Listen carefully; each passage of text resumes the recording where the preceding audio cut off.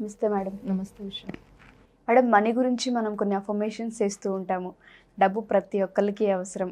డబ్బు విషయంలోకి వచ్చేసరికి ఎలా సంపాదించుకోవాలి టెక్నిక్స్ అడిగితే మీరు ప్రతిసారి సోర్సెస్ మాత్రమే ఎలా సంపాదించుకోవాలో చెప్పగలుగుతారు. దాన్ని యూటిలైజ్ చేసుకొని సంపాదించుకోవడం మీ బాధ్యత అని మీరు చెప్తూ ఉంటారు. కానీ డబ్బు విషయంలో చులకన భావన అనేది చాలామందికి ఉంటుంది.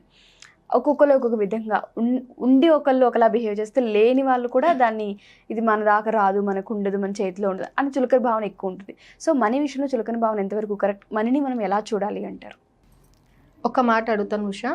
ఇప్పుడు ఎవరైనా మిమ్మల్ని తిట్టారనుకోండి, మీరు ఎలా రియాక్ట్ అవుతారు?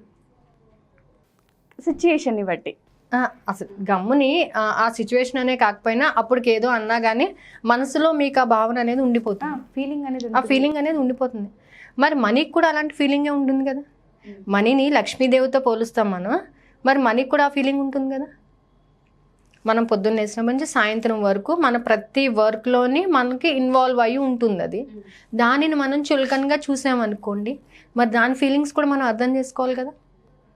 చాలామందికి ఏంటంటే చిల్లర ఉంటే అట్లా పడేయడము, డబ్బులు ఎవరికైనా ఇచ్చేటప్పుడు 2000తో ఇస్తూ ఉంటారు. బండి మీద కూర్చొని తీసి 2000తో ఇస్తూ ఉంటారు.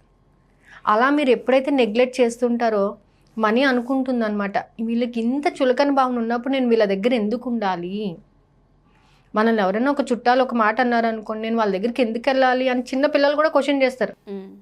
వాళ్ళు నాతో సరిగ్గా మాట్లాడలేదమ్మా, నేను ఎందుకు వెళ్ళాలి అని అడుగుతారు. అదే విషయంలో మనీ దగ్గర కూడా అప్లై అవుతుంది తెలుసా మీకు. మనకు తెలియకుండానే మనం పొరపాటు చేస్తూ ఉంటాం. మనీ విషయంలో చాలా చులకన భావన అనేది డెవలప్ చేసుకుంటుంటాం.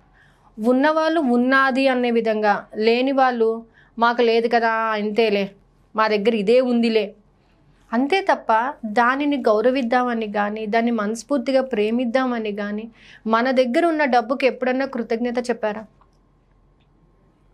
నా దగ్గర ఇంతే ఉంది, నా దగ్గర ఎప్పుడూ ఇంతే, నా లైఫ్ ఇంతే అని అనుకుంటారే తప్ప, నేను ఎదగడానికి ఈ డబ్బు నాకు చాలా అవసరం అవుతుంది, ఈరోజు నేను ఈ పని చేసుకోవడానికి నాకు ఈ డబ్బు అవసరం అయింది, అందుకు కృతజ్ఞత అని ఏ రోజైనా చెప్పారా?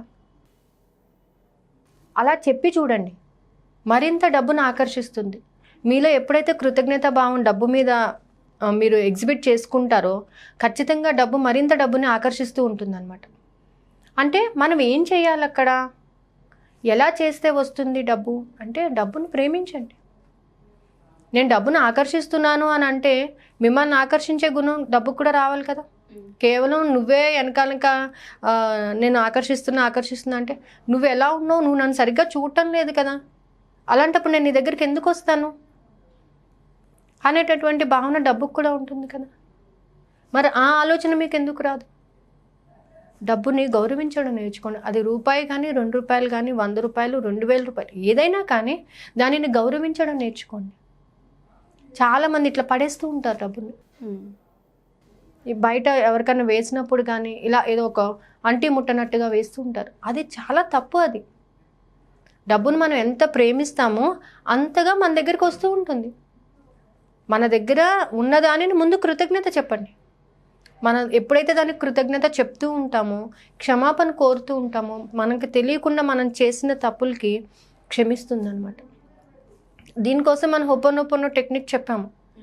దీనిని రోజు చెప్తూ ఉండండి. తెలియకుండా మీరు చేసిన తప్పులు అయినా కానీ ఒక తల్లిగా ఆవిడ మిమ్మల్ని క్షమించి మీ దగ్గరికి డబ్బుని ఒక సోర్స్ అనే దాన్ని క్రియేట్ చేస్తుంది. ఉట్టిగా అయితే రావు కదండి. చాలామందికి ఏంటంటే డబ్బు ఎక్కువైపోయి ఎక్కడ దాచుకోవాలో తెలియక ఇష్టం వచ్చినట్టు చిల్లామల్లా చేసేవాళ్ళు చాలామంది ఉన్నారు.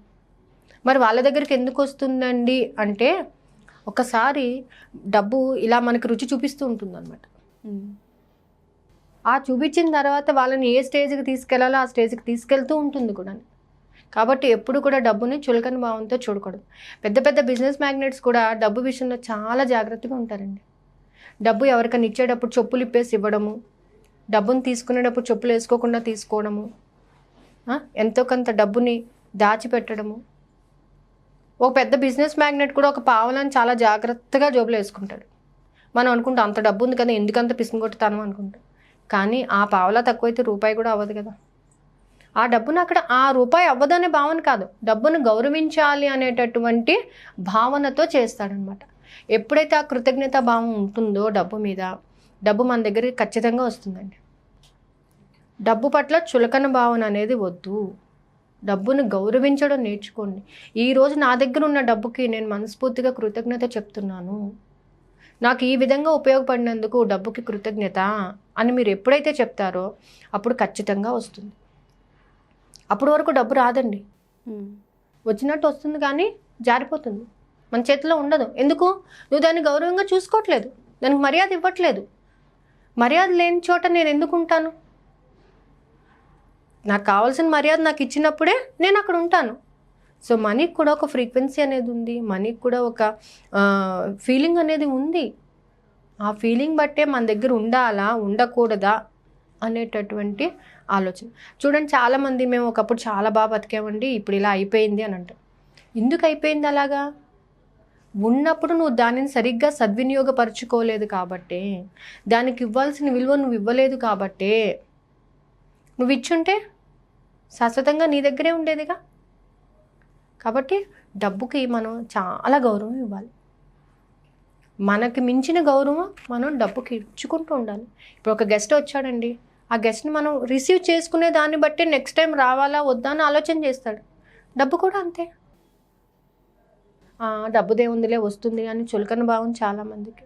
మీ మాట తీరులో, మీ ప్రవర్తనలో డబ్బు మనం ప్రతి విషయం గమనిస్తూనే ఉంటుందండి. అంటే డబ్బు పేపరే కదండి అంటే పేపరే, కానీ దానికి ఒక ఫ్రీక్వెన్సీ ఉంది. ఆ ఫ్రీక్వెన్సీని బట్టే అది మనల్ని ఆడిస్తుంది ఆట, తెలుసా? కాబట్టి డబ్బు మీద చాలా ప్రేమ మమకారం అనేది మనం ఎప్పుడైతే పెంచుకుంటామో డబ్బు ఆటోమేటిక్గా మన దగ్గరికి వస్తుంది. ఎందుకు రాదండి? లక్ష్మీదేవిని ఆమె తల్లినే, పిల్లలు బాధపడుతుంటే ఆమె ఏం చూడదు కదా, కానీ మనకు ఒక పాఠం నేర్పించాలని ఆమె ఆగుతుంది. మనం నేర్చుకుని అమ్మా మేము ఇలా ఉన్నాము అని మీరు చెప్పండి, నువ్వు లేకపోతే మాకు కాదమ్మా అని మీరు చెప్పండి, ఖచ్చితంగా డబ్బు మీ అవసరాన్ని తీర్చడానికి ఖచ్చితంగా వస్తుంది అది. కాబట్టి మనం మారాలి. ఫస్ట్ డబ్బు మీద మనకు ఉన్నటువంటి అభిప్రాయాన్ని మనం మార్చుకోవాలి. ఆ డబ్బు సంపాదించడం ఈజీ అంటే కాదు, ఈజీనే, కానీ ఎప్పుడు మన అన్ని యాంగిల్స్లో కరెక్ట్గా ఉన్నప్పుడే అది ఈజీ అవుతుంది. మేడం, మనీ గురించి చాలా క్లాసెస్ కూడా ఇంతకుముందు కూడా మీరు తీసుకున్నారు, మనీని ఎప్పుడు చులకనగా చూడదని. సో క్లాసెస్కి సంబంధించి 1-to-1 సెషన్కి సంబంధించి అసలు దేనిపైన తీసుకుంటారండి? ఎలా ఉంటుంది క్లాసెస్ కానీ 1-to-1 సెషన్ కానీ ఎలా ఏ విధంగా తీసుకుంటారు? ఒకసారి దాని గురించి చెప్పగలుగుతారు? యాక్చువల్గా తీసుకునే క్లాస్ ఏంటంటే law of attraction. Law of అట్రాక్షన్తో పాటు మనం అట్రాక్ట్ చేయాలంటే మనం ఎలా ఉండాలి? అసలు మన గురించి మనకు తెలిసి ఉండాలి. డబ్బుని అట్రాక్ట్ చేయాలి అని అంటే మనలో మనం కొంత మార్పు అనేది చేసుకోవాలి. డబ్బు గురించి చులకన భావన అనేది వదిలేయాలి. తర్వాత ఎలాంటి ఎఫర్మేషన్స్ చేస్తే వస్తుంది, దాని మీద మనం పెంచుకున్నటువంటి మమకారం ఎలా ఉండాలి, దానిని ఎలా చూడాలి, ఎఫర్మేషన్ ఎలా రాసుకోవాలి, టెక్నిక్స్ ఎలా వాడాలి, ఆ వాడే దాంట్లోనే డబ్బు మనకి రావడం అనేది జరుగుతుంది. చులకన భావన అనేది తీసేయాలి ఫస్ట్. ఈ క్లాసెస్లో కూడా నేను చెప్పేది ఏంటంటే లా ఆఫ్ అట్రాక్షన్ ఉంది, అట్రాక్ట్ చేసే గుణం మనలో ఉంది, కానీ అట్రాక్ట్ అయ్యే గుణం కూడా ఉంది మనీకి. కానీ నిన్ను అట్రాక్ట్ అవ్వాలా లేదా అనేది ఒక చిన్న క్లారిటీ కావాలి కదా. ఆ క్లారిటీని మీరు, ఆ గ్యాప్ని మీరు ఫిల్ చేశారనుకోండి, ఖచ్చితంగా డబ్బు వస్తుంది కదా. చాలామంది క్లాసెస్కి వచ్చారు, ఎఫర్మేషన్స్ చేశారు, టెక్నిక్స్ ఫాలో అయ్యారు, అమౌంట్ వస్తుంది. ఎప్పుడు వాళ్ళని వాళ్ళు మార్చుకున్నప్పుడు, వాళ్ళ ఆలోచన విధానాన్ని మార్చినప్పుడు మాత్రమే వస్తుంది. కాబట్టి అలా ట్రై చేయాలంటే క్లాసెస్కి రండి, ఖచ్చితంగా you will get a source. Thank you ma'am, thank you. So చూస్తారు కదా, ఎవరైనా సరే మనీకి సంబంధించి దాంతోపాటు అఫర్మేషన్స్, విజువలైజేషన్ వీటన్నిటికి సంబంధించి క్లాస్ కావాలి అనుకుంటే కింద స్క్రోల్ అవుతున్న కాంటాక్ట్ చేసి ఎన్రోల్ చేసుకోవచ్చు. Thank you.